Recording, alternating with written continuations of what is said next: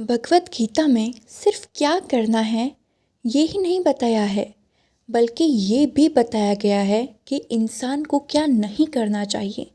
आज तक आपने जितनी भी वीडियोस देखी होगी उसमें सिर्फ ये देखा होगा कि हमें ये फॉलो करना चाहिए, हमें ये फॉलो करना चाहिए। लेकिन आज के इस वीडियो के माध्यम से हम समझेंगे गीता की वो 5 बातें जो अगर हम जीवन में अपनाते हैं तो दुख, भ्रम और असफलता खुद ब खुद हमारे पास आने लगती है।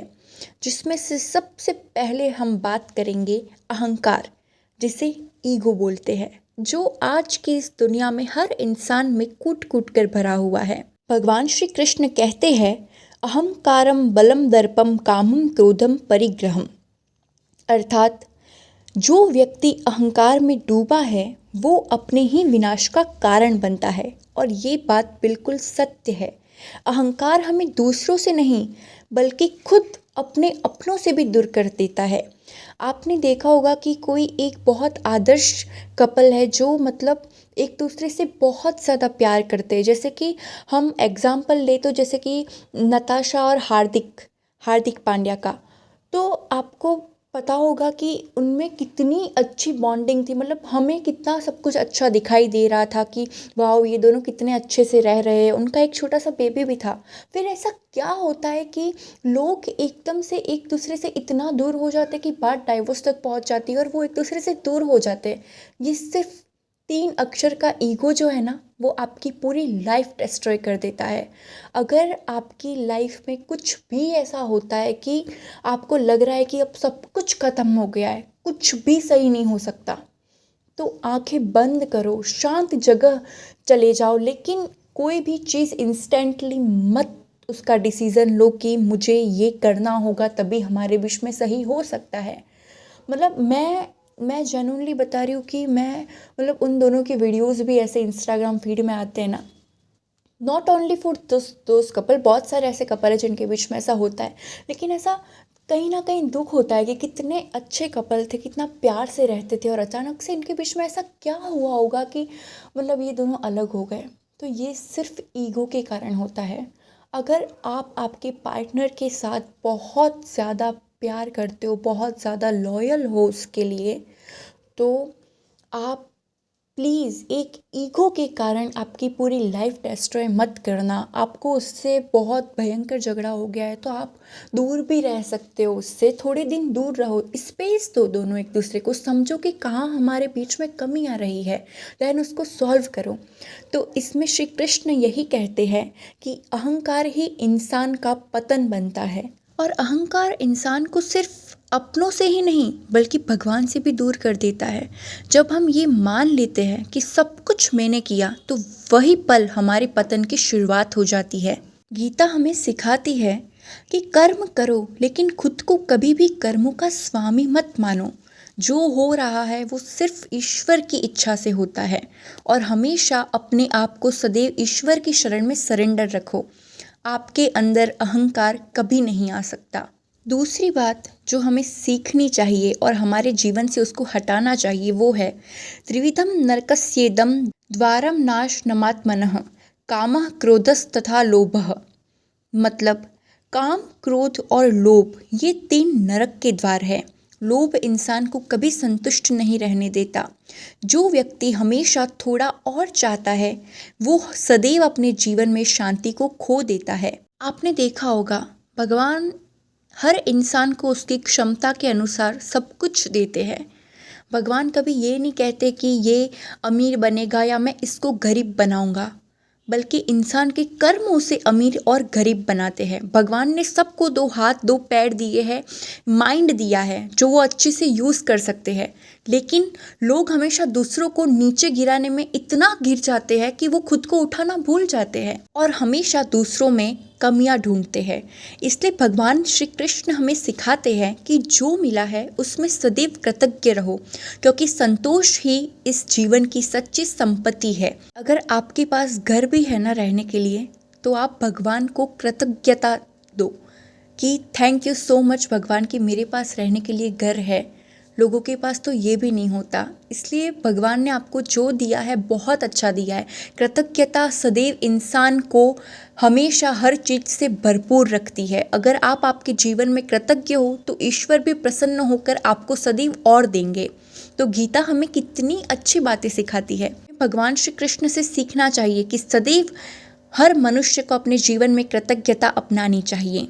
तीसरी बात जो हमें गीता सिखाती है वो है क्रोधाम भवति सम्मोह सम्मोहात्म स्मृति विभ्रमः, अर्थात क्रोध से हर व्यक्ति का विवेक नष्ट हो जाता है और विवेक के बिना व्यक्ति सही गलत नहीं पहचान पाता। जब कोई इंसान बहुत गुस्से में होता है तो अपने शब्दों और अपने कर्मों पर वो कंट्रोल खो देता है। गुस्से का हर पल हमारे कर्म फल को बिगाड़ देता है। गीता सिखाती है शांति ही सच्ची भक्ति है और शांति ही सच्ची शक्ति है। एक इंसान जितना शांत होकर डिसीजन ले पाता है वो कभी भी गुस्से में वो चीज़ नहीं कर पाता।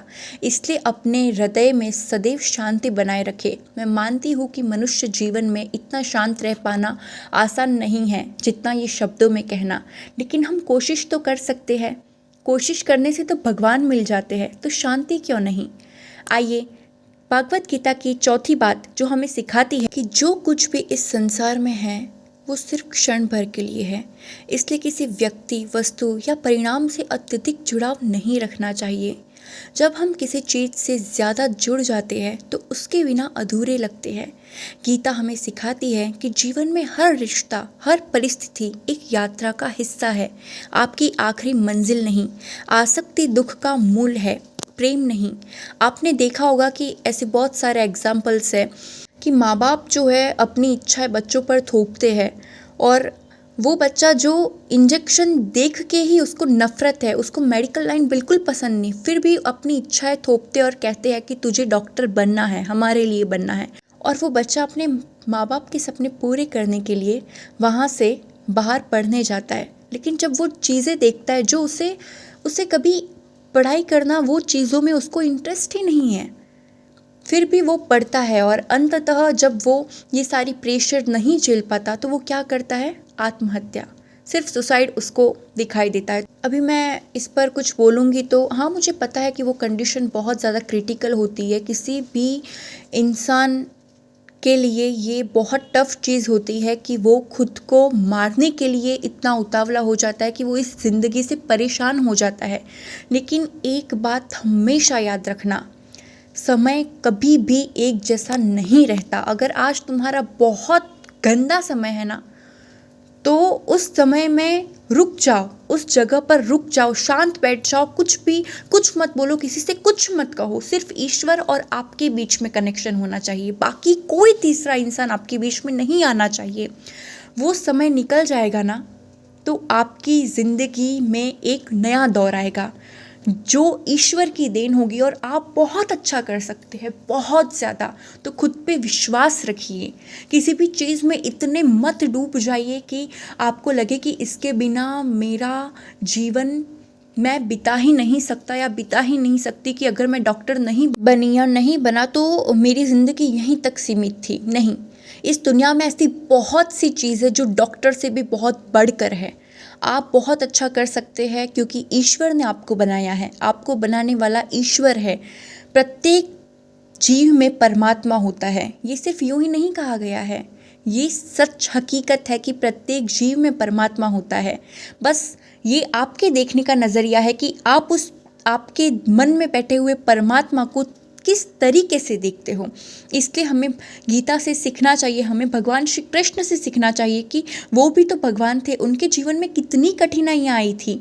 लोग कहते हैं कि भगवान होके भी उन्होंने कठिनाई सही, ये कैसे भगवान। कुछ लोगों के ऐसे तंज होते ना, तो मैं उनको कहना चाहती हूँ कि भगवान होके भी वो कठिनाई खुद सहन करके हमें ये सिखा रहे हैं कि जब कठिनाई आए तो ऐसे कठिन समय में भी डट कर खड़े रहो। उस समय किसी का इंतज़ार नहीं करता या समय किसी के लिए ठहरा हुआ नहीं रहता। अगर आज तुम्हारा गंदा समय है ना, तो कल तुम्हारा वही गंदा समय बहुत अच्छे समय में परिवर्तित हो सकता है। तो बस विश्वास रखो अपने ईश्वर में और खुद में। गीता की 5वीं बात जो हमें हमारे जीवन में सिखाती है, कर्मण्येवाधिकारस्ते मा फलेषु कदाचन। ये लाइन बहुत जनों ने सुनी होगी, यानी फल की चिंता छोड़कर सदैव कर्म करो। जब हम परिणाम पर ध्यान देते हैं तो असफलता से निराश हो जाते हैं, पर जब हम कर्म पर ध्यान देते हैं तो हर असफलता भी हमें कुछ सिखा जाती है। गीता सिखाती है हार हार नहीं होती, बस एक सीख होती है जो हर इंसान को उसके जीवन में सीखनी चाहिए। तो ये थे गीता से जुड़ी हुई 5 ऐसी बातें जो हमें जीवन से उखाड़ फेंकनी चाहिए।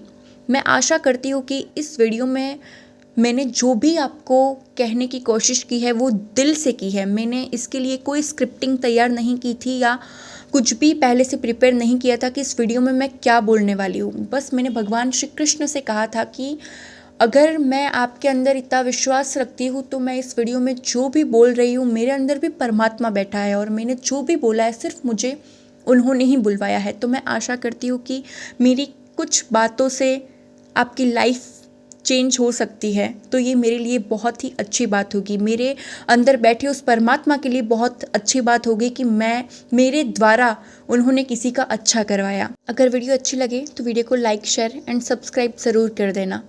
मिलते हैं ऐसे ही और वीडियो के साथ नेक्स्ट वीडियो में। जय श्री कृष्ण, राधे राधे।